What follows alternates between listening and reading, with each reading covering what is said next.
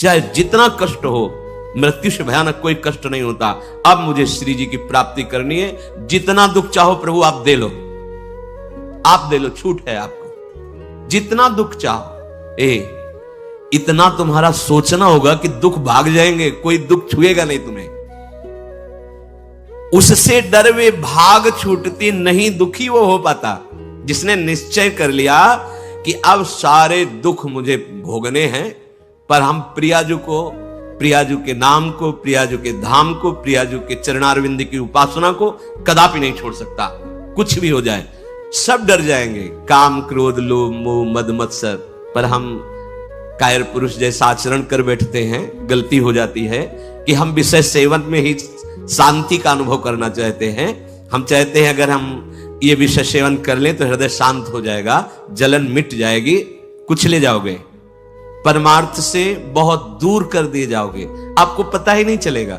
माया का खेल ऐसा है, पता थोड़ी चलता है कि हम भ्रष्ट हो गए, पता थोड़ी चलता है कि हम इतने नीचे उतर गए। जब कोई महात्मा आपको दर्शन कराएगा कि आप कितने नीचे गिर गए, तब आपको पता चलेगा।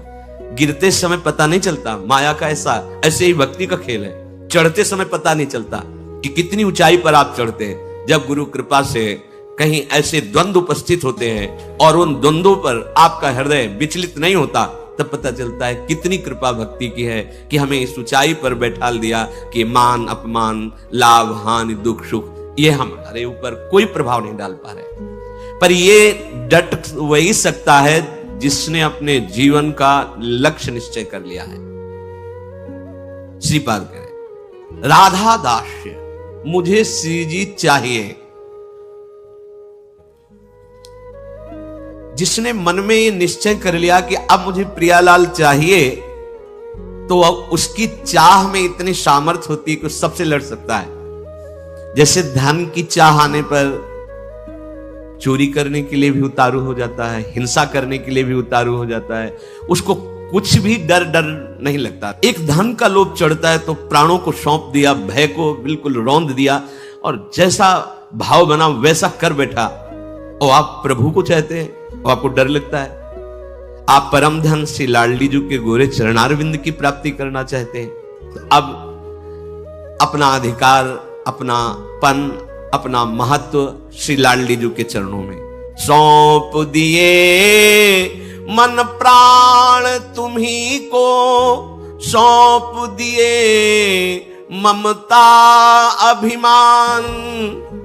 ध्यान दीजिए, जब जैसे जी चाहे बरतो, अपनी वस्तु सर्वथा जान। हे प्रभु, हे प्रिया जी, ये प्राण, ये तन, ये मन आपको समर्पित है। अब जैसा जी चाहे वैसा आप करो। यही है सुदृढ़ योद्धा भगवत मार्ग का। अपना अस्तित्व, अपना महत्व, अपना जीवन जब तक जीवन धन के चरणों में समर्पित नहीं करोगे, तब तक जो स्वामी श्री हरिदास जी महाराज करें, ज्यों ज्यों राखत हो त्यों त्यों रहियत हो हरि। जैसे आप रख रहे हो मैं राजी हूं उसी में, जोई जोई प्यारो करे। ये सिद्धांत, ये रोना धोना नहीं। ये जैसे कभी कभी उपासक वहां प्रश्न कर देते हैं जाके, भजन में मन नहीं लगता, हमें लगता है हम इस मार्ग में चल नहीं पाएंगे। क्या आप चल रहे हो या गोद में बैठे हो? पहले निश्चय करो। यदि चल रहे हो तो इतनी टांगों में दम नहीं है कि ये चढ़ाई तुम चढ़ पाओगे, तो गोद में बैठे हो तो चलने का तुम्हें डर फिर क्यों है? श्री हरिवंश प्रताप नाम नौका निज खेवक, भवसागर सुख तरत निकट हरिवंश जो सेवक। पहली बात तो तुम चल नहीं रहे हो, तुम गोद में बैठे हो। ये जो सौंप दिए मन प्राण तुम्ही को, सौंप दिए ममता अभिमान, जब जैसे जी चाहो बरतो, अपनी वस्तु सर्वथा जान। ये चलने वाले पथिक का नहीं है, ये समर्पित पथिक का है। बैठ गया प्रभु के चरणों का आश्रय लेकर। दूसरी बात, कभी कभी मना स्थिति ऐसी होती है, वो टिकाऊ थोड़ी है। कबहू तो थोरो भजन, कबहू होत विशाल, मन को धीरज छुटे नहीं, गहन दूजी चाल। कभी कभी मन नहीं लगता है तो क्या, अरे वो स्थिति आई है, प्रमाद की स्थिति तमोगुण के कारण, कोई कुसंग बन गया जिसके कारण ऐसी स्थिति आई है कि आपको डर पा रही है कि भजन नहीं होगा, हम पूरा जीवन निर्वाह नहीं, ये तात्कालिक है, थोड़ी देर में कोहरा हटेगा और आप प्रसन्न मन से चल पड़ेंगे। हे प्रभु, ये जीवन मेरा आपके चरणों में समर्पित है, मत सकुचाओ मन की करते, सोचो नहीं दूसरी बात, मेरा कुछ भी रहा न अब तो, तुमको सब कुछ पूरा ज्ञात, मान अपमान दुख सुख से अब मेरा रहा न कुछ संबंध, तुम ही एक कैवल्य मोक्ष हो, तुम ही केवल मेरे बंधु, रहूं कहीं कैसे भी रहती बसी, तुम्हारे अंदर नित्य छूटे सभी अन्य आश्रय, अब मिटे सभी संबंध अनित्य, एक तुम्हारे श्री चरणों में हुआ विसर्जित सब संसार, रहे एक स्वामी बस तुम ही, करो सदा स्वच्छंद विहार। क्या परेशानी? हे नाथ, मेरा मन, मेरा तन, मेरा प्राण आपको समर्पित है, आप जैसा चाहो खेलो, मत सकुचाओ, अभी आपका है, आप जैसा चाहो। फिर आप शिकायत कैसे, फिर आपका प्रश्न कैसे बनता है? ये जब तक मेरे मेरे मेरे तब तक नहीं हटा पाओगे, और ये आपको दिया, अब इसमें काम रखो या आप रहो, इसमें प्रेम भरो या आप इसमें विकार भरो, आपको पूरी स्वतंत्रता है नाथ। उसी दिन से आप देखेंगे मन निर्मल होने लगा, क्योंकि जब तक अहंकार रहता है तभी तक ये सारे विकार आक्रमण करते हैं। अहम प्रभु के चरणों में समर्पित हुआ कि वो दिव्य निर्मलता, दैवी संपदा के भागवतिक सद्गुण अपने आप आने लगते हैं। जिस समय आपको मान अच्छा लगे, अपमान दुखित, तो समझ लो आपका अहम अभी समर्पित नहीं हुआ।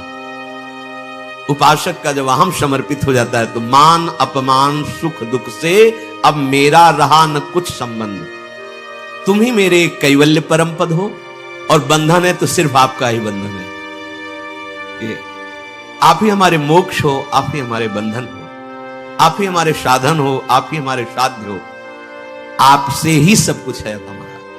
अभी अभी निश्चिंत हो जाओगे, अभी निश्चिंत हो, आपको क्या परवाह। जब आपने अपने आप को प्रभु के चरणों में समर्पित कर दिया तो अब जिम्मेवारी प्रभु की है, पर आप समर्पित वाणी से केवल कह रहे हैं अभी अहम है।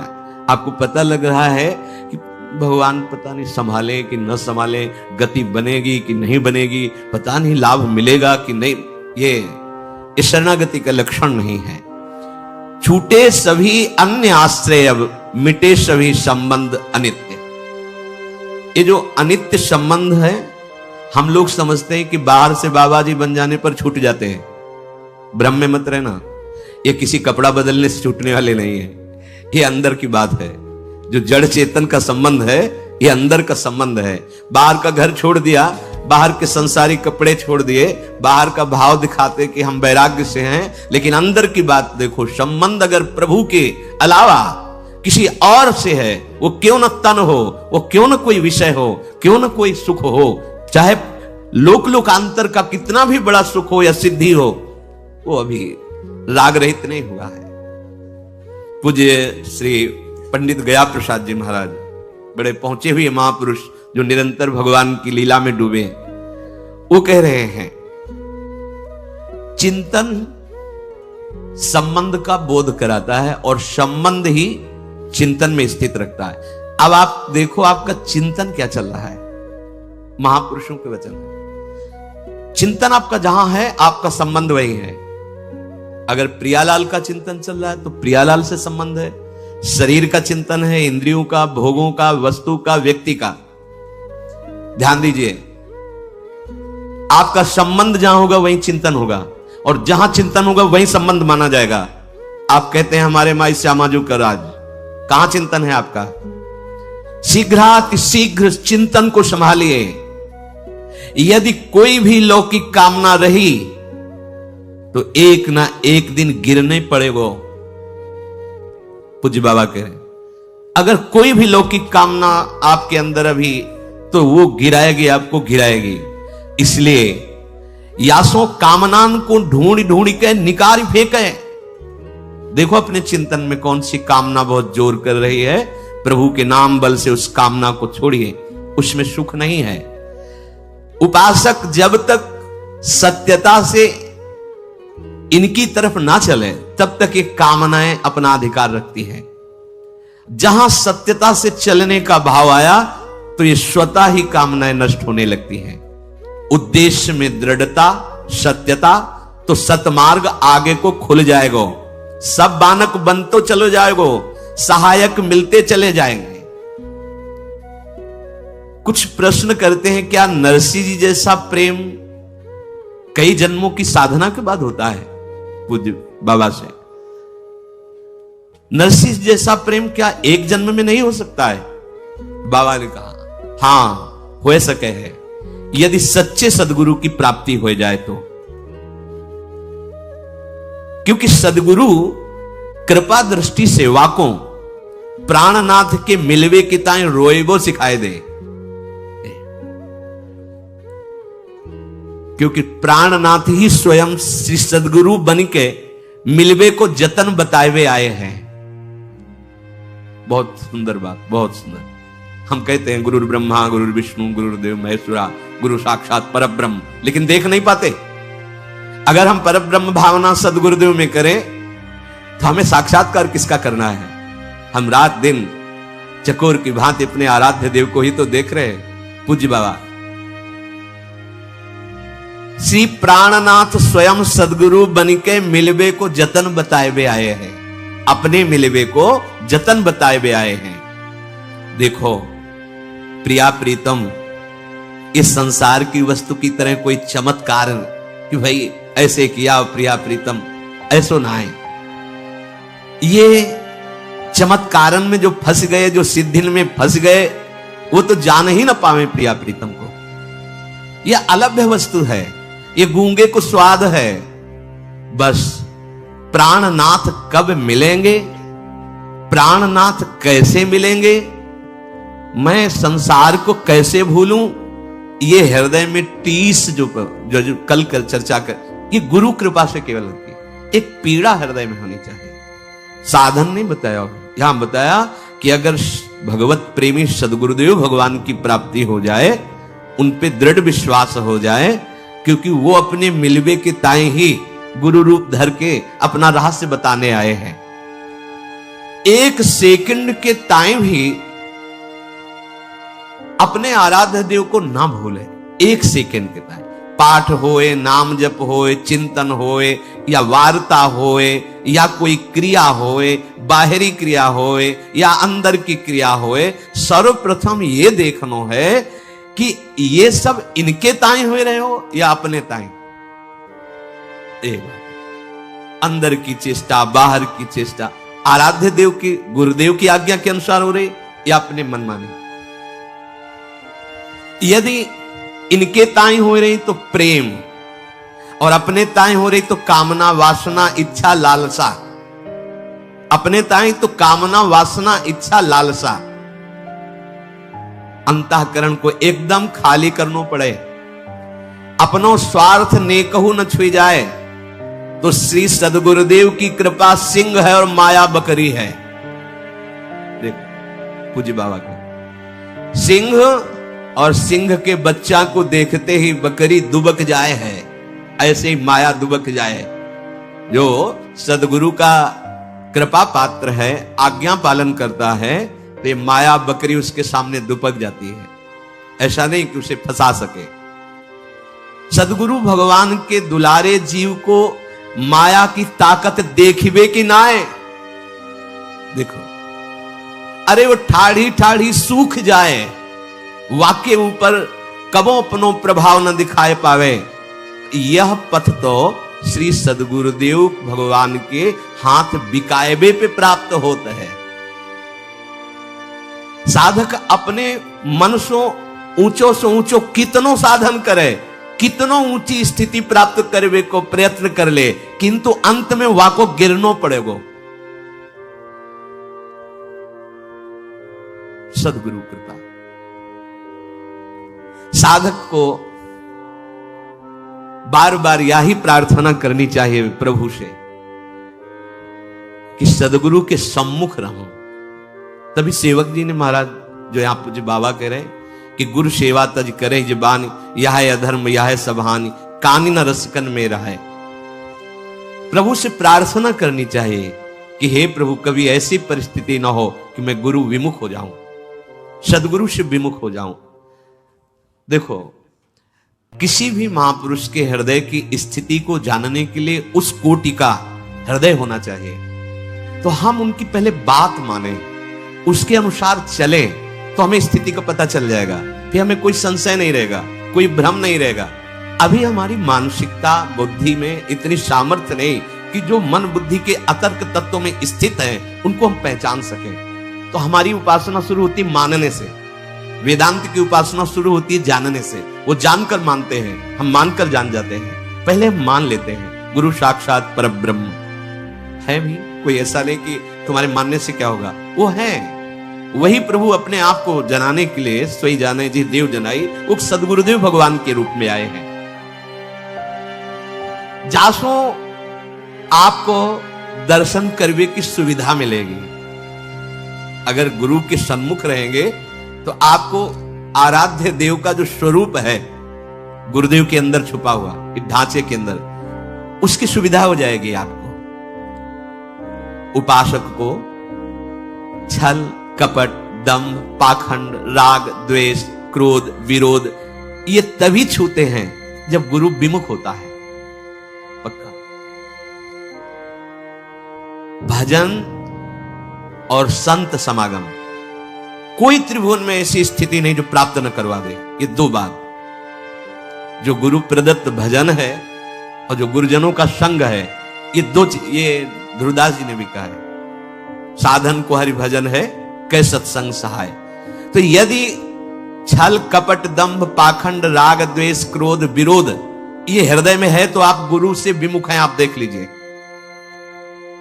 अगर गुरु के सन्मुख है और भजन हो रहा है और संत संग, तो ऊंची से ऊंची कोई भी स्थिति ऐसी नहीं जो आपको प्राप्त ना हो जाए।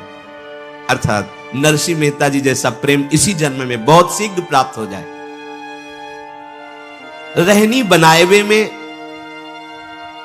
चूक कर दे हम, पूज्य महाराज जी कहे, जाको श्री भगवान की आवश्यकता ही अनुभव ना होए।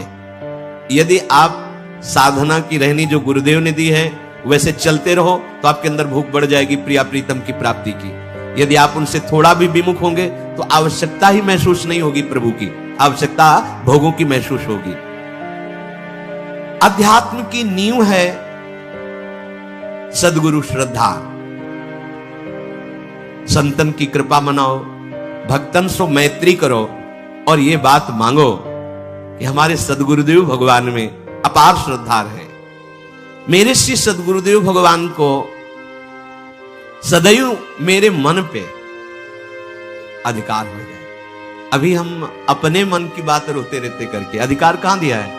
अगर आपके मन में कुछ आ रहा है तो तुरंत दृष्टि पहुंचाओ, सदगुरुदेव भगवान ये आपको दिया हुआ मन है, आप देख लो, राजी हो इसमें जो चल रहा है, आप राजी हो? अगर आप राजी हो तो देख लो, अगर आप नहीं तो चल कैसे रहा? ये आपको समर्पित मन है। हम नहीं पहुंच पाते सदगुरुदेव तक और अपने अहम में ही सीमित रह जाते हैं। तो तुमने जो लक्ष्य बनाए है वाको दृढ़तम वाको निष्ठा में बदलना होगा। सब साधन तभी सिद्ध माने जाएंगे जब एकमात्र केवल भगवत चिंतन चलने लगे। बुद्धि की परीक्षा ले खुद, बाबा कह रहे सामने सब भोग हो तुम्हारे, फिर अगर बुद्धि ललचा रही तो उससे पूछो कि क्या तुम प्रभु की प्राप्ति के लिए चली थी? अय बुद्धि, तूने निश्चय किया था श्यामा श्याम, फिर ये कहां राजी हो रही, फिर ये तू आकर्षित कहां हो रही है? संसार की सब वस्तुन को कोई प्रभाव तुम्हारे ऊपर ना पड़े, समस्त संसार तब भगवत स्वरूप हो जाएगा जब गुरुदेव की आज्ञा के अनुसार भजन और किसी भी भोग का कोई आकर्षण नहीं। तब तो यहां कह रहे कि आपका संबंध जहां वहीं चिंतन, जहां चिंतन वहीं संबंध। इसलिए हमें किशोरी जी के चरणारविंद का प्रेम चाहिए, तो किशोरी जी से ही संबंध और उन्हीं का चिंतन। अगर हमारा संबंध संसार का, शरीर का, व्यवहार का, तो इस पे कोई प्रश्न कर सकता है तो बाबा जी कोई कर सकता है, गृहस्थ तो नहीं कर पाएगा। नहीं नहीं, फिर वही आपसे कह रहे हैं, ये अंदर की बात है, बाहर से नहीं। बड़े बड़े महापुरुष पाए गए हैं गृहस्थी में, बहुत ऊंची स्थिति। पूज्य श्री जयदयाल गोविंदका जी, पूज्य श्री भाई जी महाराज, और भी बहुत से ऐसे सदगृहस्थ हुए जो बहुत प्रेम की ऊंचाई पर विराजमान हुए, ज्ञान की उत्तम भूमिका पे पहुंच गए। बात अंदर की है। अगर अंदर आप इसी जन्म में भगवत प्राप्ति करना चाहते हैं तो आपका चिंतन केवल प्रभुमय होना चाहिए, एक एक क्षण प्रभुमय चिंतन। हमारा चिंतन ही हमारा जीवन है। बिल्कुल चिंता छोड़ दीजिए, योगक्षेमवान भगवान करेंगे। अनन्यस चिंतयन्तो माम, बार बार जीवन का सार चिंतन है, बस ये समझ लो। हृदय में हमारे प्रिया प्रीतम का चिंतन, श्यामा श्याम का चिंतन, तो जीवन सार्थक है। श्री राधा और श्री श्याम सुंदर उसी से संतुष्ट होते हैं जो नित्य निरंतर उनके चिंतन में स्थित रहता है। उनको और कुछ नहीं चाहिए, प्रिया प्रीतम को या हमारे आराध्य देव को और कुछ नहीं चाहिए, चिंतन चाहिए। पकड़ लो इस बात को। तभी बड़े बड़े सम्राट भी वैरागी जनों के आगे मस्तक झुका देते हैं, क्योंकि उनके पास वो है नहीं जो उनके पास है। उनके पास क्या है? चिंतन। अगर आपके पास भगवत चिंतन नहीं है, आप हमारे प्रभु को रिझा नहीं पाएंगे। वस्तुओं से, नाना प्रकार की भोग सामग्रियों से, तो साधक उनकी आराधना करने वाला वो विरक्त हो जाता है। ब्रह्मादिक के भोग सब विषम लागता है। इसलिए श्री राधा चरणारविंद की प्रीति प्राप्त करना जीवन का परम लक्ष्य, और निरंतर श्री प्रिया प्रीतम के चिंतन में रहना, और वो होता है सदगुरुदेव भगवान की कृपा से। चलते हैं पांडवों के पावन प्रसंग को श्रवण करके सहनशीलता सीखते हैं। भक्त को कितना सहनशील होना चाहिए, और इसमें परिचय मिलता है कि भगवान अपने जनों को कितना प्यार करते हैं। श्री ठाकुर जी महाराज गरुणध्वज जिनको कहा गया, सुदर्शन आदि पार्षद साथ में हैं। जब ये ऋषियों को पता चला कि प्रभु हस्तिनापुर जा रहे हैं संधि कराने, तो देवर्षि नारद जी, अंगिरा जी, दुर्वासा जी, बड़े बड़े ऋषिजन भगवान के दर्शन करने मार्ग में ही आए। भगवान रथ से उतरकर ऋषियों को प्रणाम कर रहे हैं, ऋषि भगवान को प्रणाम कर रहे हैं। संध्या समय हो गया था। वृकस्थली नाम का एक स्थान है, वहां भगवान रुके। ऋषि महात्मा जन सब साथ पूरी रात्र दिव्य शास्त्रों की, ज्ञान के सिद्धांत की चर्चा होती रही।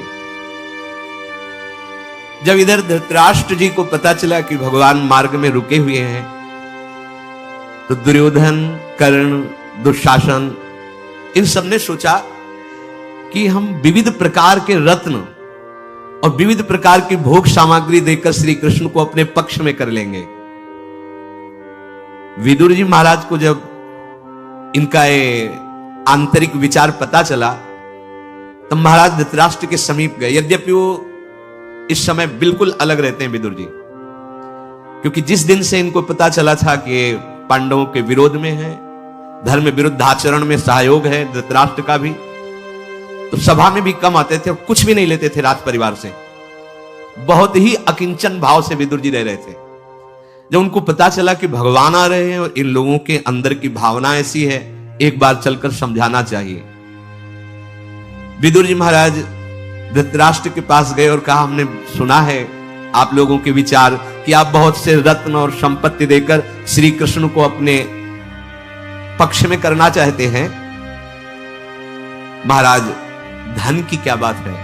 महाबाहु, श्री कृष्ण को अपने पक्ष में लाने के लिए केवल भक्ति चाहिए। आप सोच रहे हैं रत्न आदि विविध प्रकार की भोग सामग्री देकर श्री कृष्ण को अपने पक्ष में कर लेंगे? ध्यान दीजिए, धर्म का अवतार है विदुर जी। आप सोचें कि हम नाना प्रकार की भोग सामग्री देकर भगवान को अपने पक्ष में कर लेंगे और मनमानी आचरण करेंगे। विदुर जी कह रहे हैं वो केवल भक्ति से पक्ष में होते हैं। अगर भक्ति हृदय में नहीं है तो आप श्री कृष्ण को अपने पक्ष में नहीं कर सकते। राजेंद्र, पांडव आपसे केवल 5 गांव चाहते हैं, परंतु आप उन्हें 5 गांव देना भी पसंद नहीं करते, तो शांति स्थापना के लिए आए हुए भगवान श्री कृष्ण को तुम क्या रत्नों से रिझा पाओगे? मैं तुम्हें बताऊं, उनकी कृपा से उनको मैं जानता हूं। श्री कृष्ण और अर्जुन 2 नहीं हैं, ये भगवान नारायण का स्वरूप है। आप कितना भी उद्योग कर लीजिए, श्री कृष्ण को अर्जुन से विलग नहीं कर सकते और अर्जुन को श्री कृष्ण से विलग नहीं कर सकते। विदुर जी महाराज के ऐसा ही होना चाहिए अपना हृदय। कुछ भी कर ले, त्रिभुवन का वैभव चाहे दे दे, तो भी हमारा मन प्रभु से विलग नहीं होना चाहिए, तो प्रभु तो छोड़ेंगे ही नहीं। पर हम बहुत कमजोर हो चुके हैं, थोड़े से विषय में अपने प्रभु को भूल जाते हैं। विदुर जी कहते हैं, मैं श्री कृष्ण महात्मा को जानता हूं, श्री कृष्ण के प्रति जो थोड़ी भी कोई भक्ति कर ले तो श्री कृष्ण से अपने प्राणों से भी अधिक प्यार करते हैं। थोड़ी सी भी भक्ति कर ले तो प्राणों से। फिर अर्जुन तो श्री कृष्ण को पूर्ण समर्पित है। कैसे आप सोच लिए कि श्री कृष्ण को आप अपने पक्ष में कर लेंगे? दुर्योधन भी उसी सभा में बैठे थे, खड़े हुए और कहा, पिताजी, अपनी मर्यादा से कभी च्युत ना होने वाले श्री कृष्ण की महिमा हमने भी सुनी है और विदुर जी भी कह रहे हैं, और यह सत्य बात है कि अर्जुन से जो प्रीति श्री कृष्ण की वो किसी भी तरह तोड़ी नहीं जा सकती। दुर्योधन ने कहा, उनको अपने पक्ष में नहीं किया जा सकता, इसलिए कुछ और भी विचार साथ में रखना चाहिए। यदि श्री कृष्ण अर्जुन का पक्ष लेकर के हमसे कुछ भी कड़वा व्यवहार करेंगे तो हम सभा में उनको बंदी बना लेंगे। दुर्योधन, मूढ़ बुद्धि का लक्षण होता है। दुर्योधन की बात सुनकर भीष्म पितामह खड़े हो गए और कहा, अरे दुष्ट, तू श्री कृष्ण को क्या समझता है? धृतराष्ट्र से कहा कि राजन, श्री कृष्ण का कोई सत्कार करे या ना करे, वो क्या है ये आप लोग नहीं समझ पाएंगे। उनका अपमान या अवहेलना करने की सामर्थ्य काल में भी नहीं है। तुम तो बहुत साधारण मनुष्य हो। धृतराष्ट्र से भीष्म जी कह रहे हैं, श्री कृष्ण समस्त कार्यों को बहुत धर्म पूर्वक करते हैं। सारे उपाय तुम्हारे उल्टे हो जाएंगे यदि तुमने श्री कृष्ण का तनिक भी अपमान करना चाहा। महाबाहु श्री कृष्ण जो बोल दें, निशंक होकर के वही करो और इस दुष्ट पुत्र का साथ मत दो, नहीं तो आपके सामने ही वंश नष्ट हो जाएगा। धर्मात्मा है, महात्मा है, भगवान है श्री कृष्ण। वो जो कृपा करके कहने आए हैं उसको ध्यान पूर्वक सुनना, कहीं कोई ऐसा अपराध मत कर देना। दुर्योधन बोला, पितामह, आप उनकी जीवन भर आराधना करते रहे और आप पांडवों के गीत गाते रहे, न मैं से आराधना करूंगा न पांडवों के गीत सुनूंगा। देखो, जब मूर्खता छा जाती है तो कुछ अलग होता है दिमाग। इस समय मैं जिस महान कार्य के लिए उद्यत हूं, कोई नहीं रोक सकता। मैं श्री कृष्ण को देखूंगा, अगर वो अनुकूल बोलते हैं तो बोलते नहीं, इसी सभा में मैं उनको बंदी बनाऊंगा। और जब श्री कृष्ण बंदी बन जाएंगे तो जैसे सर्प के दांत टूट जाते हैं, वो किसी काम का नहीं रहता, ऐसे ही पांडवों का सब कुछ श्री कृष्ण है और उनको बंदी बना लूंगा तो पांडव परास्त हो गए। कल प्रातःकालीन श्री कृष्ण सभा में पधार रहे हैं। इस विषय में हम लोगों ने निश्चय कर लिया है कि अगर वो बात हमारे अनुकूल करेंगे तो ठीक, नहीं तो उनको बंदी बना लेंगे। छल से या बल से किसी भी तरह शत्रु को जीतना चाहिए, दुर्योधन ने कहा। दुर्योधन की बात सुनकर के पूरी सभा दुखी हो गई। धृतराष्ट्र ने दुर्योधन से कहा कि तुम कैसी बात मुझसे निकाल रहे हो? जानते हो श्री कृष्ण कौन, सनातन ब्रह्म है, कैसे तुम उन्हें बंदी बना सकते हो? दूसरी बात, वो इस समय दूत बन करके आ रहे हैं, हमारे प्रिय हैं, हमारे संबंधी हैं और आज तक कभी कोई श्री कृष्ण ने अपराध नहीं किया हमारा, फिर हम उनको अपनी सभा में कैसे कैद कर सकते हैं? भीष्म जी ने कहा, धृतराष्ट्र, ये तुम्हारा मंदबुद्धि पुत्र दुर्योधन काल के वशीभूत हो गया है। ये अपने हितैषी सुहृदों के समझाने पर भी नहीं समझ रहा है। अभी मेरी बात मान जाओ, श्री कृष्ण के आने पर कोई ऐसा आचरण मत कर देना जो धर्म विरुद्ध हो। नहीं तो अनायास महान सामर्थ्य रखने वाले श्री कृष्ण के प्रति थोड़ा भी किया हुआ अपराध मंत्रियों से तुम्हारे राज्य को क्षण भर में नष्ट कर देगा। इस दुष्ट ने तुम्हारे पुत्र दुर्योधन धर्म का त्याग कर दिया है। जो धर्म का त्यागी होता है वो दुर्बुद्धि होता है, पापी होता है, क्रूर होता है, उसे अनर्थ भरी बातें अच्छी लगते हैं। ध्यान दीजिए, जो धर्म का त्याग कर देता है उसमें दुष्टता होती, क्रूरता होती, जिससे अमंगल हो ऐसी बातें उसे अच्छी लगती हैं। पितामह भीष्म ने कहा मैं ऐसी सभा में एक क्षण नहीं टिक सकता जिसमें श्री कृष्ण का अपमान हो, और उठ करके वहां से चल दिए। इधर भगवान जो ब्रह्म ऋषियों के बीच में रात्रि व्यतीत की, प्रातः काल अपनी नित्य क्रिया की और उन समस्त ब्रह्म ऋषियों को प्रणाम किया और आज्ञा लेकर हस्तिनापुर की तरफ आए। दुर्योधन नहीं गया था स्वागत में। जब ये पता चला कि प्रभु बस हस्तिनापुर में प्रवेश करने वाले ही हैं, तो भीष्म जी, द्रोणाचार्य जी, कृपाचार्य जी और परिवार के लोग आगे जाकर भगवान श्री कृष्ण की अगवानी की। हस्तिनापुर के नर नारियों की अपार भीड़ एकत्रित हो गई, क्योंकि भगवान श्री कृष्ण सर्वदर्शनी हैं, परम सुंदर हैं। तो कोई पैदल भाग करके, कोई सवारियों पर, जिसको जैसा बना, भगवान के दर्शन के लिए अपार भीड़ हस्तिनापुर में बाहर ही, जहां स्वागत भगवान कृष्णचंद्र जी का भीष्म आदि कर रहे हैं। धृतराष्ट्र के और पुत्र आए थे, पर ये दुर्योधन ने बड़ा स्वागत किया प्रभु श्री कृष्ण का। हस्तिनापुर में ले गए। भगवान वासुदेव की दर्शन की इच्छा से नारी, वृद्ध, बालक सब, भगवान ने सबको संतुष्ट किया।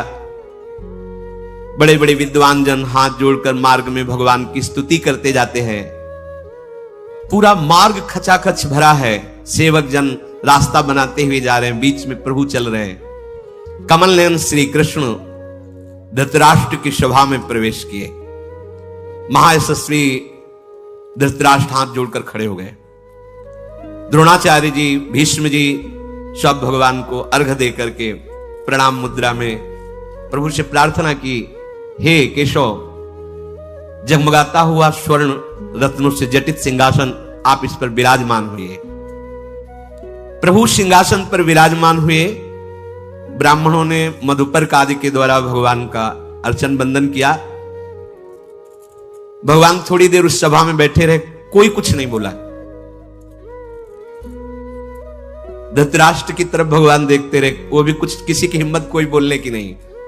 भगवान उठे और राजभवन से बाहर निकले, सीधे दुर्योधन के महल पर गए। वो वहां नहीं था, न स्वागत में गया था, न इंद्र भवन के समान सजाया गया था।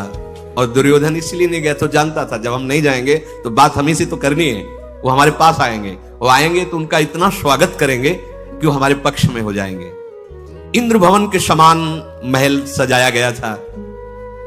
भगवान श्री कृष्ण जो ही उसमें प्रवेश कर रहे तो सब उनकी वंदना कर रहे, जो द्वारपाल आदि हैं, जो सेवक जन हैं। दुर्योधन ने जब देख लिया कि भगवान नजदीक आ रहे हैं, तब खड़ा हो गया और हाथ जोड़ करके शास्त्रों राजाओं के बीच में, वहां 11 क्षोणी सेना तो एकत्रित हो ही गई उसके पक्ष की,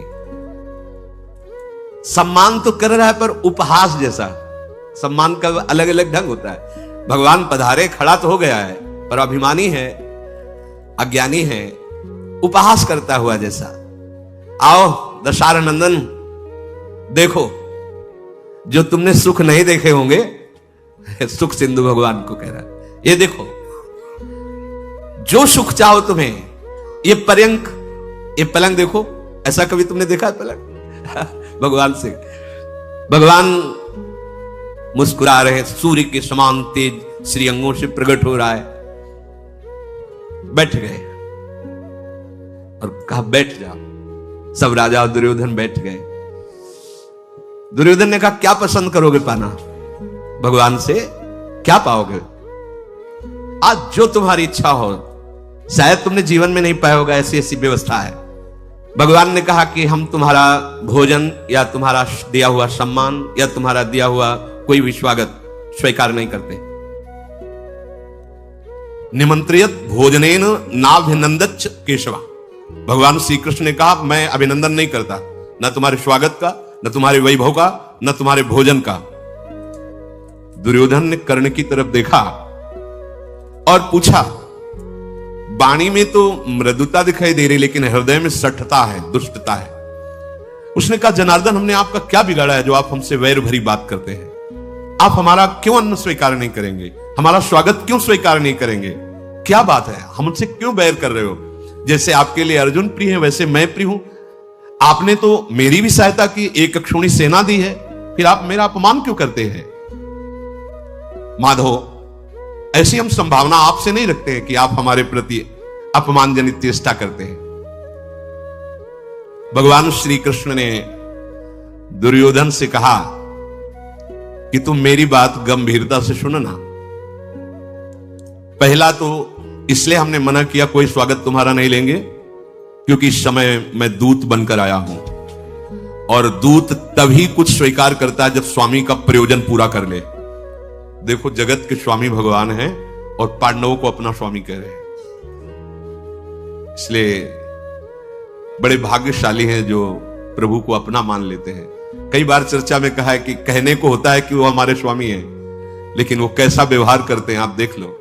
नरसिंह मेहता जी के लिए पत्र में लिख के भेजा था जब हुंडी कि वैसे तो मैं माखन चोर कहा जाता हूं, पर आपने मुझे बादशाह बना दिया है। तो अब स्वामी हुकुम देने में कभी सकुचाना नहीं, आप आदेश करना है सेवक आपके लिए। सांवल साथ सेठ, आप हुकुम करने में, सेवक के लिए, जगत के स्वामी के आप आदेश देने में कभी सकुचाना नहीं। यहां भगवान क्या कह रहे हैं कि मैंने इसलिए मना किया, पहली बात तो कि मैं दूत हूं, मैं अपने स्वामी का कार्य करने के लिए आया हूं। जगत के स्वामी है, जब तक स्वामी का कार्य ना हो जाए दूत को कोई भी सम्मान स्वीकार नहीं करना चाहिए, ऐसा शास्त्रीय नियम है। इसलिए मैं कुछ भी आपका स्वागत स्वीकार नहीं करता। दुर्योधन ने कहा, जनार्दन, आप जानते हैं कि आप पांडवों के दूत नहीं हैं, आप खुद जानते हैं। आपका हम लोगों के साथ ऐसा अनुचित बर्ताव उचित नहीं है। गोविंद, हमने कभी आपसे कोई कटुवचन नहीं कहा, कोई झगड़ा नहीं किया आपसे, पर आपकी बात मेरे लिए असहनीय हो रही है। भगवान ने कहा, सुनो, काम से, क्रोध से, द्वेष से, स्वार्थवश, बहानेबाजी या लोभ से किसी भी तरह अधर्म का जो आचरण करता है, मैं उसे स्वीकार नहीं करता। भगवान के वचन ध्यान दीजिए।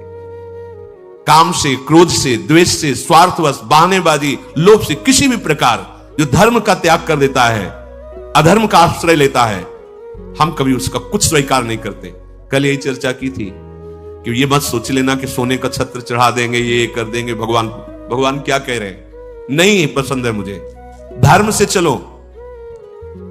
अगर एक पत्ता भी दे दोगे तो मेरे भगवान बिक जाएंगे, एक पत्ते में बिक जाएंगे, बिक गए।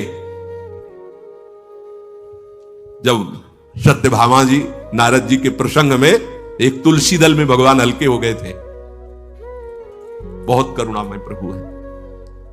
फिर सुन लो, काम से, क्रोध से, द्वेष से, स्वार्थवश, बहानेबाजी, लोभ से किसी भी प्रकार जो धर्म का त्याग करता है, मैं उसका कुछ भी स्वीकार नहीं करता। अब आपको लगेगा कि आप बहुत दान पुण्य कर रहे हैं, ठाकुर सेवा कर रहे हैं, सिर्फ होश में। आगे बहुत सुंदर बात भगवान कह रहे हैं कि हस्तिनापुर में अगर पाने योग्य जगह है तो एक मात्र विदुर का घर है। यहां कहीं अब पाने योग्य नहीं रह गया है, क्योंकि सब अधर्म का बोलबाला हो रहा है।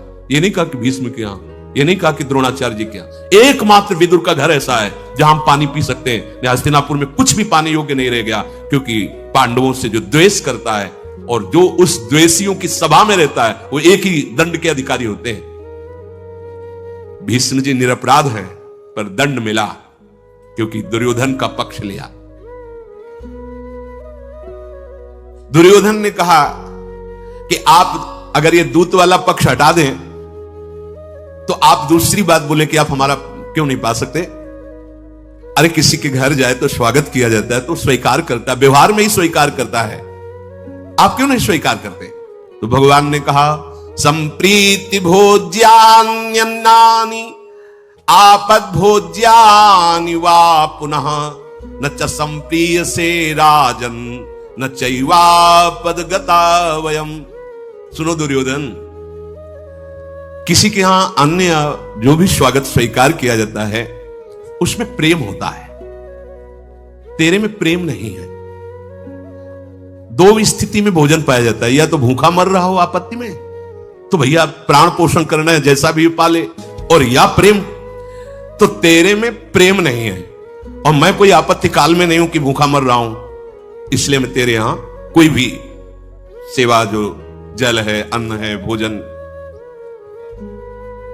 पांडवों के साथ तुम बैर का व्यवहार करते हो, तो तुम्हें पता होना चाहिए मेरा सिद्धांत। बहुत ध्यान से सुनना, बहुत अमृत में वचन है।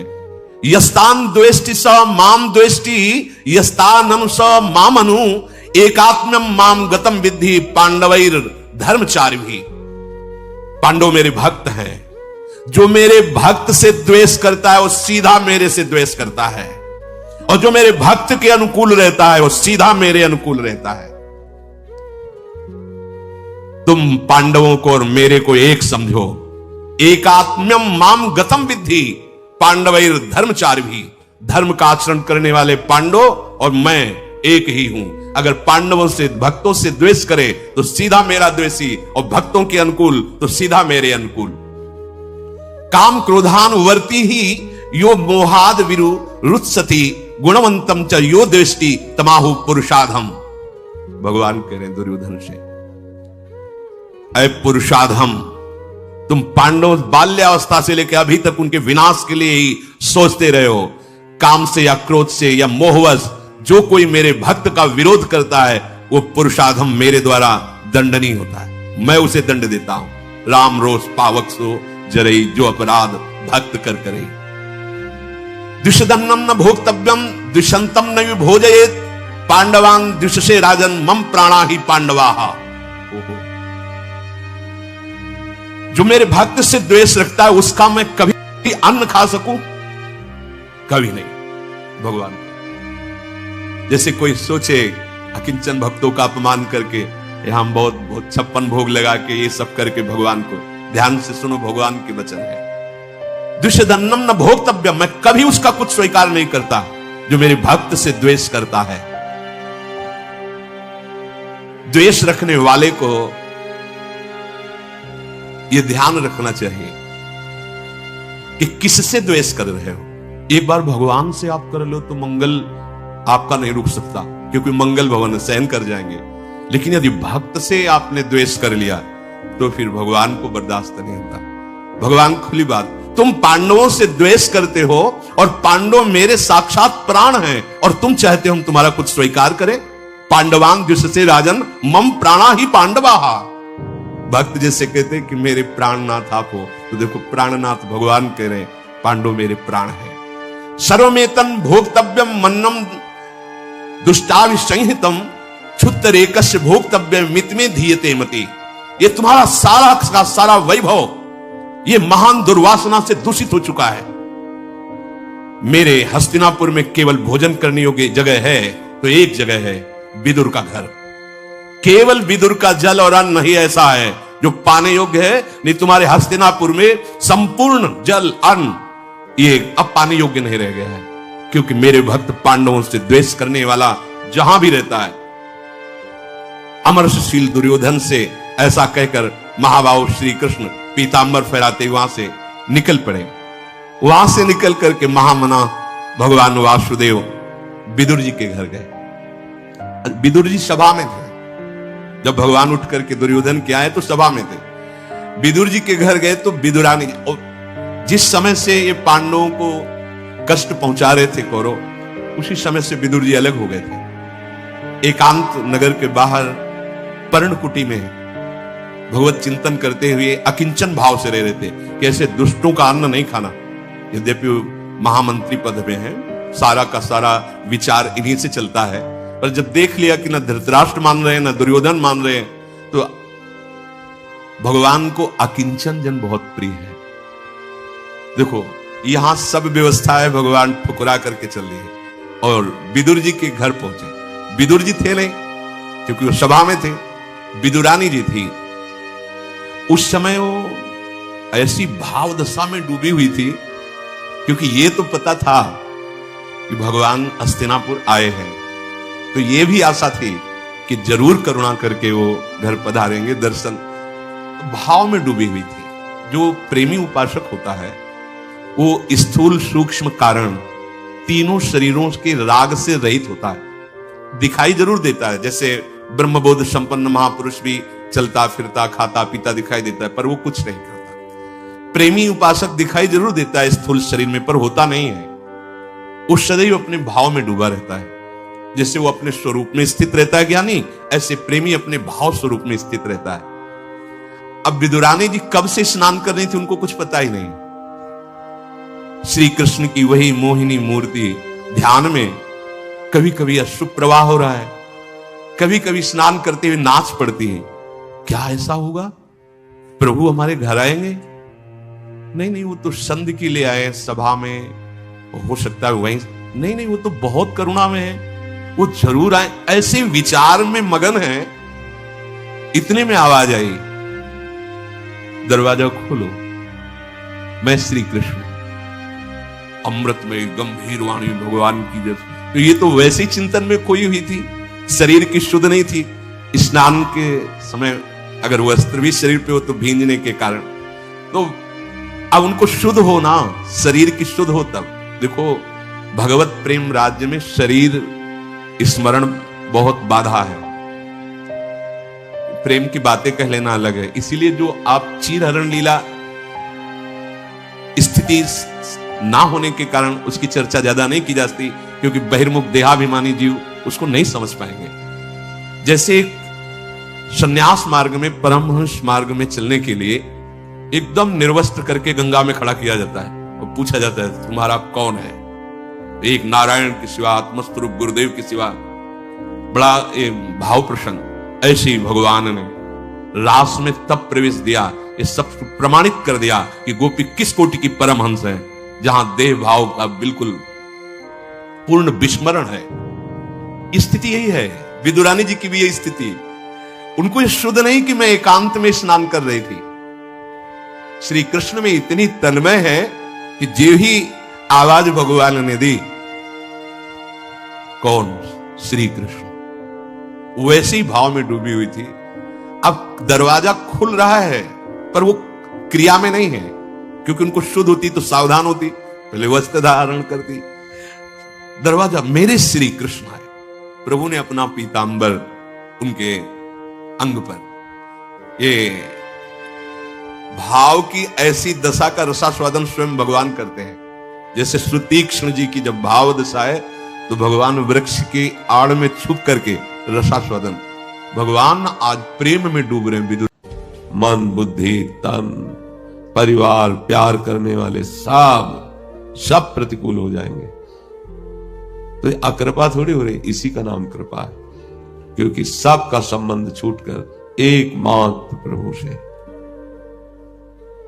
घबराना नहीं कि अब तो हमें बैलेंस बना के चलना है, ऐसी भक्ति करनी जिसमें ये सब ना आवे। नहीं, अपार सुख भी रहता है, ये बाहरी बातें रहती हैं, आंतरिक ऐसा सुख मिलता है। अब हम कैसे, वो शब्द नहीं है कि कष्ट विपरीतता, ये प्रभु से अधिक प्यार दिलाने वाली है। ये हमने देखा है। कच्चे घड़े हो तो फूट जाओगे, अगर पक्की निष्ठा है तो रस भर जाएगा। चाहे जैसी बड़े बड़े महापुरुषों को देखो। रामकृष्ण परमहंस जी के गले में कैंसर था, डॉक्टरों ने कह दिया सत्संग नहीं करोगे। उन्होंने कहा हमारा जीना भी किस काम का, सत्संग तो होगा चाहे कैंसर बढ़े या मिटे। भाई जी महाराज के उदर में कैंसर था, सत्संग तो होगा चले। तो जब तक रहना है तब तक गुण गाना है, जब आवाजें ही ना निकले वो बात अलग की बात।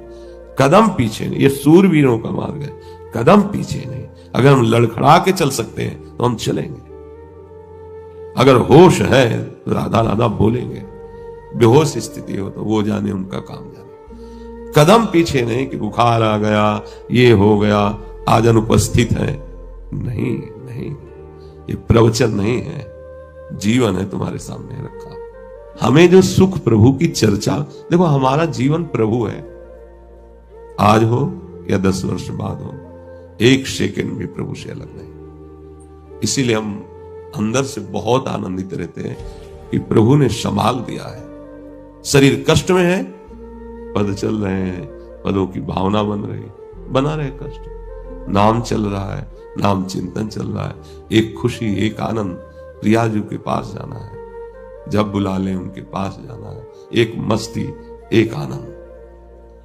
कष्टों को लेकर के पढ़ रहे हो कि हमें जुकाम है, हम सत्संग नहीं जाएंगे, भजन नहीं करेंगे, ठाकुर सेवा नहीं करेंगे, कच्चे घड़े हो, ये जिद्दी स्वभाव होना चाहिए। इसका महत्व मत रखे शरीर का, अरे मुझे तो रोग, कुछ रोग मुझे नहीं, कोई कष्ट मुझे नहीं, शरीर को है तो जितना शरीर राग है उतना ही पीड़ा होगी, नहीं तो नहीं होगी। हम इसके दृष्टा हैं, हम इसको देख रहे हैं क्या बिगड़ रहा है, क्या बन रहा है। हम शरीर नहीं है, हम भोगता नहीं शरीर के। बहुत आनंद, इसलिए कहते बढ़ो अध्यात्म में। तो कोई बिरला हजारों में एक ऐसा प्रयत्न करता है कि वो अपने मन को लक्ष्य में लगा दे। अधिकांश लोग तो जहां इस लक्ष्य पे चलते हैं तो अपने को श्रेष्ठ मानकर दूसरों की निंदा करने लगते हैं और वो भ्रष्ट हो जाते हैं। कुछ लोग ऐसे होते हैं, दलबंद बना लेते हैं और दूसरे वैष्णवों का अपमान करने लगते हैं। ये ध्यान देने की बातें हैं। हम श्यामा श्याम के हैं, हम हितजू के हैं। जिस संप्रदाय में झगड़ा हो, जिस संप्रदाय में राग द्वेष हो, जिस संप्रदाय से दूसरों की निंदा की जाती हो, हमारा कोई संबंध नहीं। संपूर्ण विश्व हमारे प्रभु का, और जो गुरुदेव ने हमें नाम मंत्र दिया वही हमारा जीवन। दूसरी हमारे अंदर बातें नहीं, और हम चाहते न रखना चाहिए। हमारा मार्ग है जो हमारे हरिवंश महाप्रभु ने दिया है। सर्वान वस्तु तया निरीक्ष परम स्वाराध्य बुद्धि। हमारे महाप्रभु ने कहा, जैसी हरिवंश प्रपंच बंच सब ये काल व्याल को खायो, यह जिये जान श्याम श्यामा पद कमल संग शरणायो।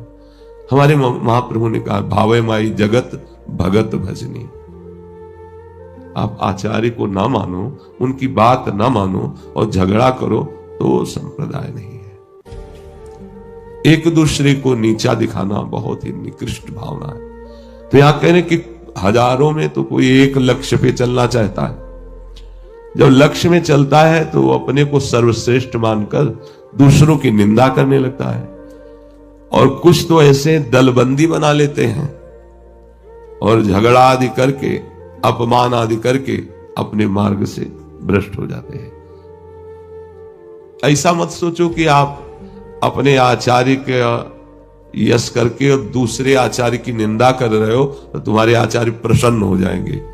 नहीं, भूल कर रहे हो। वही तुम्हारे आचार्य हैं और वही जगत में सब आचार्यों के रूप में। कभी आप प्रसन्न नहीं कर पाओगे। अपने साधन पथ को सर्वश्रेष्ठ समझना बुरा नहीं है, पर साधक के लिए तो यह आवश्यक बात है कि दूसरों को हीन समझना, दूसरों को अवहेलना करना, आज दुनिया में सबसे ज्यादा परमार्थ की बाधा यही खड़ी हो रही है। बड़े महापुरुष हैं वर्णन करने वाले। अपने मत को सर्वश्रेष्ठ मानकर उसका संसार में प्रचार करने के लिए वो बड़े बड़े अपराध करते हैं। वो महापुरुषों पर दोषारोपण करते हैं, उनकी बातों का खंडन करते हैं, उनसे द्रोह करते हैं, तो उनका हृदय भक्ति से नष्ट हो जाता है। कोई भी कृष्ण प्रेमी क्या वृषभानुनंदिनी की आराधना किए बिना कृष्ण को प्रीतम रूप में प्राप्त कर पाया है? आचार्यों को पढ़ना, पढ़ के देखना। राधा कुंड निवासी पूज्य श्री रघुनाथ दास गोस्वामी जी महाराज जगन्नाथपुरी से महाप्रभु के द्वारा प्रेरित होकर राधा कुंड निवास किए। रात दिन रसना उनकी राधा कृष्ण सोवत हो रसना रटे राधा कृष्ण सुनाम। और जब उनकी वाणी पढ़ी तो किंकिरी भाव से श्री जी के पक्ष में होकर लालजू के अगर कमल हाथ में हो तो भौरा वही मड़राएगा। श्री कृष्ण प्रेम आसक्त है, लाडली जो प्रेम का मूर्तिमान स्वरूप है। इसलिए उपासक को ऐसे लोगों का संग नहीं करना चाहिए। मांगना मिटा नहीं, द्वेष मिटा नहीं, अभिमान मिटा नहीं, और संप्रदायवाद लेकर दूसरे संतों का अपमान करना। हमारे हरि स्वयं श्री राधा सुधानिधि में कालिंदी तटकुंज मंदिर गतो योगेंद्र वद्य पद ज्योतिर्ध्यान परा सदा जपतियाम प्रेमाश्रु पूर्णो हरि। राधा राधा राधा जपत हरि विवश तव नाम प्रतिपद विमल मनुष्य तव ध्यान ते निमिष नहीं टरिबो। लालजू यदि राधा राधा रटते हैं तो लाडली जी भी रट रही है। श्यामेति सुंदर वरेति कोटि कंदन। तो यहां कह रहे हैं कि कोई बिरला ही चलता है, ये चलने वालों में भी कोई संप्रदायवाद लेकर के झगड़ा झंझट करता है, और कोई दलबंदी करके वैष्णवों का अपमान करता है, कोई अपने साधन को बड़ा समझकर दूसरे साधन की निंदा करता है। आज दुनिया में इतना पाखंड फैल रहा है, इतना मत मतांतर फैल रहा है, इतना विवाद फैल रहा है कि चैन से नाम जपने ही नहीं दिया जा रहा। अपने यहां तो जो विठल विठल, तो हम विठल विठल गाते हैं। कुंज बिहारी श्री हरिदास तो पहले ही बोलते कुंज बिहारी श्री हरिदास। हमें तो बिल्कुल भेद नजर नहीं आता, और अब हमें कोई समझा सकता नहीं, क्योंकि भट्ट हो गया है दिमाग बचपन से। जो समझ में आ गया वो किसी के समझाने से हम नहीं समझते, और हमारी समझ यहां से यहां तक एक होती है। जो हृदयस्थ गुरुदेव उपदेश करते हैं वही बात समझ में आती है। सर्वान वस्तुते अनिरीक्ष। कहीं कोई सियाराम बोले, राधे श्याम बोले, कृष्ण कृष्ण बोले, शिव शिव बोले, अरे चरण रज लो, माथे पे लगाओ और प्रार्थना करो कि तुम्हें जैसे भगवान के इस नाम में प्रेम है, ऐसे हमें राधा नाम में प्रेम हो। धन्य है आपका जीवन कि आप नाम जापक हो। ये लड़ाई झगड़ा और ये प्रायः शब्द सुनते होंगे, हम यही कहते कि हम वृंदावन वासी हैं, राधा उपासी हैं, हम तो राधा राधा राधा जपेंगे, ये हमारा प्राण है। पर आपको जो प्रिय लगे, आपको जो गुरुदेव ने दिया हो, आप उसी नाम को जपना। सब नाम भगवान की महिमा, नाम जपने से सब हो जाएगा। इसलिए यहां सावधान किया जाता है, जितने सत्संगी हो किसी की निंदा नहीं करनी, कोई मत मतांतर के झगड़े नहीं करने। श्यामा श्याम हमारे, और गुरुदेव हरिवंश चंद्रजू ने उनकी प्रीति का मार्ग दिया है। बस अब मैं निश्चिंत हो गया हूं। अब न मुझे पाप के फल भोगने का भय है, और न पतन का भय है, और न कल्याण की इच्छा है, क्योंकि जान गया हूं कि मैं कुपुत्र हूं, मैं नीच जड़ जीव हूं, मैं माया के वश हूं। पर आप महान ईश हैं, आप मायापति हैं, और कैसा भी कोई हो आपकी शरण में आ जाए तो आपका स्वभाव है, उसका अहित अमंगल नहीं हो सकता। तो मुझे पता चल गया कि मेरा भरण पोषण मेरे प्रभु से हो रहा है। अब जो पे कहूं को बूझत बातों, तो तुलसी बिनु मोल बिकातो। यदि कोई कहीं भी मेरे से पूछता कि कैसे हो तुलसी, किसी ने नहीं पूछा। जब किसी महापुरुष की ऊंचाई का भगवान चयन करते हैं तो पग पग पर कष्ट के जाल बिछा देते हैं। एक कवल भोजन में नहीं मिलता था गोस्वामी। अगर भिक्षा के लिए दरवाजे पे खड़े हो जाते थे तो लोग तिरस्कार करके निकाल देते थे कि बड़ा अभागी है, जन्म लेते ही मां को मार दिया, दासी ने सेवा की वो भी मर गया, पिता तो बिल्कुल विरोध में थे, देखने भी नहीं आते, देखना भी नहीं चाहते थे। तो जिसके दरवाजे पे जाते वहीं से भगा दिए जाते। कोई प्यार नहीं। कई दिन भूखे रहने पर स्वयं अन्नपूर्णा जगदम्बा वेश बदल के आई और गोस्वामी जी को भोजन पवाया। कह रहे यदि कहीं कोई मेरे से हित की बात पूछ लेता मैं तो बिना मोल बिक जाता उसको कि कोई मुझे प्यार करता है, कहीं नहीं।